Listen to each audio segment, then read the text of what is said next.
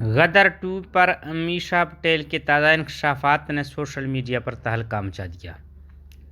بالی would کی مشہور اداکارہ امیشا پٹیل نے حال ہی میں ایک انٹرویو میں غدر 2 کے ایک سکرپٹ میں ہونے والی تبدیلیوں کے حوالے سے حیران کن انکشافات کیے ہیں۔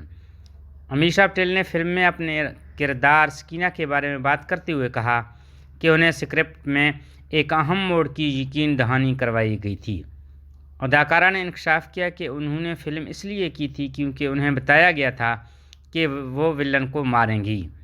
یہ منظر ایک بیٹی کے والد کے انتقام کی عکاسی کرتا اور ان کی کردار کی اہمیت کو بڑھاتا۔ امیشا پٹیل نے یہ بھی بتایا کہ فلم کے سکرپٹ میں تبدیلی کے بارے میں انہیں 1 سال تک اطلاع نہیں دی گئی۔ انہوں نے کہا کہ کسی نے مجھے نہیں بتایا کہ سکرپٹ بدل چکا ہے۔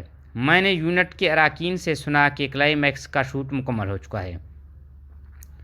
امیشا پٹیل نے فلم کے ڈائریکٹر انیل شرما کے اس رویے پر افسوس کا اظہار کیا۔ انہوں نے کہا کہ انیل شرما میرے بہت قریبی دوست تھے، وہ فیملی کی طرح تھے، لیکن انہوں نے مجھے نہیں بتایا۔